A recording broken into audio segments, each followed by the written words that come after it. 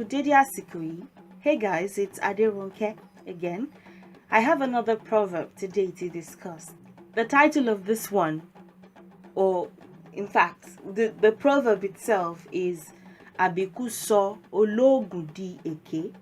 Abiku sọ oloogun di deke. When people are saying it quickly, they say Abiku soloogun deke. Abiku soloogun deke. Solóògùn is a combination of two words. Soloogun. Deke is a combination of two words. Deke. All of these words I will explain what they mean each.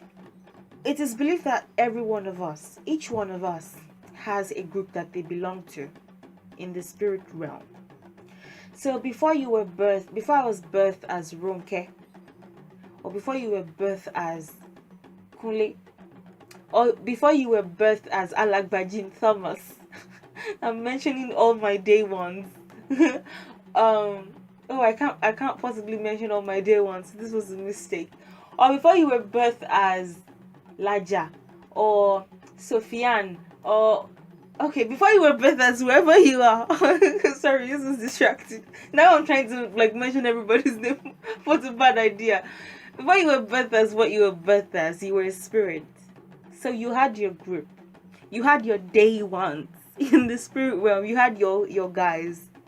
Whatever we tell this group, we often don't know. Like before we were birthed, right? We don't know what we did. It just that part of according to this is a Yoruba belief now, that part of us just kind of wipes off. So we don't know if we were the team lead of our group. We don't know what we did, but we know that we belong to groups and they assist us.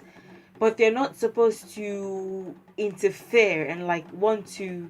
They interfere, but they're not supposed to interfere negatively in such a way that they want to return us to them as quickly as possible. If you get what I mean. If you're into new age stuff, for example, you hear people say, "Oh, my spirit guides be present as I do this reading. Help me open my intuition, give me the right answers, blah blah blah." Spirit guides are often differentiated from angels, so that one I can talk about later. But spirit guides tend to include ancestors. The ones that guide us anyway are spirit friends, our spirit group, of which Egbe is included. The groups that we belong to when we were spirits ourselves, before we were conceived. So when you say spirit angels, guide us and guides, blah blah blah, you're talking to your Egbe, your group, that you were one of them. Because else they don't know you, they don't know who you are. Why are you talking to me? I'm a spirit, I have things to do. Why are you disturbing me? But because they know who you are, they recognize you, they know who you were when you were with them. When you're a member of the Egbe, they answer you. They give you the right answers for your divination. So anyway, the Abikus are said to belong to groups. I mean, just like everybody else. But in their groups, maybe they're a bit mischievous. I don't know if that's a good way to put it. But they tell their groups, I'm going to Earth now to have there are different theories or different people. Yoruba people will say it in different ways, right? But they will say, I'm going to Earth to let this woman conceive me. Let's say woman B. Let her conceive me, and then I'll let her birth me and be alive for 6 months before coming back to you guys. And the rest of the group is like, yeah, sure. Of all the people that I've met that have said, "Oh, I'm an Abiku and my mom gave birth to me several times before I actually stayed in this life," many of them don't really know or remember that they said anything to any group. It's almost like that part of their memory just is wiped off completely. They can remember what happened in a different life. Maybe not necessarily remember, but see how it impacts them in this life or whatever.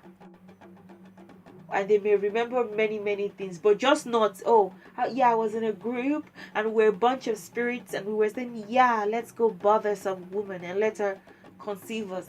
They don't remember anything like that. But the Yoruba people say or know that exists. So Spirit C, who has now become Child C, would be birthed, and after 6 months they would die. Let's say a few months after they're back to their group and say, "Oh, high five, guys! I did it! I'm back." Please, that is not how they talk. Don't quote me anywhere. let's do that again. I'm having fun. So they return to that same mother. Child C would return to mother B again, and then after 9 months, she births him again, or her again. And he says, "This looks like the previous baby," or in certain cases, when it's past the second time, and Child C returns to the spirit realm and says, "Yes, we can do that a third time. I'm just not going to stay." Children that do not stay. So when it's like the third time, back then, I don't think they will really do it now. But back then, they would give them like marks on their faces. This is not to be confused with Yoruba tribal marks that are used for beautification, identification. It's not just tribal marks now. They give them some weird, maybe some marks that, maybe one on the left cheek that doesn't look like the one on the right cheek, and maybe they hurt their finger, or they just do something. And in certain cases, the child will return to the spirit realm, and when the woman conceives again and she gives birth to Child C again, she would see that same mark, those same marks, in the exact spots on the new child's body. Maybe the previous baby, they hurt the finger of the dead baby, or they did something. When the new child is born, they would actually see, maybe it would be black, or they would see that, yes, this is the previous child, this is where we hurt this child, this is that child. So that's the Abiku. So when they're birthed like that, maybe after the second, third birth, when the woman realizes that this is an Abiku, they give the child, like, there are different names. I'll discuss this in a separate video, and I'll mention the names. They can call them like Aja. Aja is dog. The dog is obviously loyal, but the dog is not, calling a child dog is not, amongst the Yoruba people, is not considered like a fine name to name somebody. So Kolomo is, this one isn't returning anymore. Kolomo, this one isn't returning back to their Abiku group, to the spirit realm anymore to disturb it. This one is staying this time. This one is staying and living long and becoming an actual adult. And anyway, I don't want to get into the spiritual aspect, but they do certain things to make them stay, to make their group, the group that they belong to in the spirit realm, not want them to return. Yeah, dude, just stay. Just stay with this woman. We've had enough. Yeah, just stay here. We don't want you back. That's okay. Just stay as a human being. But we won't disturb you. We won't ask you to come back, but we would, guide you and just watch you like every other normal spirit group would do. But we won't disturb you. We won't want to have you back, as quickly as we would have if these things were not done. So that's Abiku. I'm going to make a separate video for this, so don't worry. But I hope to a certain degree you understand, you have a rough idea of the Abiku. Children that are reborn, the Abiku could tell their group, "I'm going to live for 3 years and then I'm going to die." And the mother may just discover that maybe after 3 years, each child that she gives birth to dies. So they know this is the same child that we're just giving birth to over and over again. And so we have to do something to make them not die anymore, to make them stay on earth this time. And it is done, and then the child lives. So moving on, Abiku, we've talked about Abiku. So is make. So, make. Oloogun. Ogun is... Ogun has several meanings. Ogun is the name of the state, Ogun State. Ogun is medicine, Ogun. Ogun is like a charm that you use for spell making. or charms that contain like that you can use for spells. Anyway, ogun. So oloogun in this case would be someone who like makes medicines, someone who is a healer. It can have several meanings. It can be someone who makes charms, but in this case, basically healer, someone who assists with making the Abiku stay. And then D, to become. Eke is fake. Eke, not real, not genuine. Eke. So Abiku, the child, there's no English word for Abiku because it doesn't exist amongst the Europeans or amongst the Anglophones. It didn't exist. It doesn't exist. So Abiku is Abiku, right? So made. So made. Oloogun, the healer, to become. To become. Eke, fake. The Abiku makes the spiritualist or the healer or the person who prepares.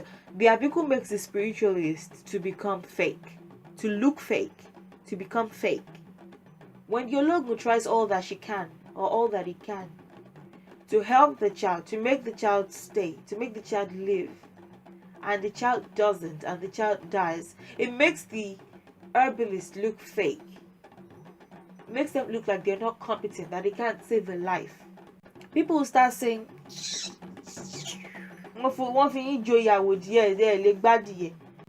you call yourself an herbalist and you place yourself in this position, but you can't save a life.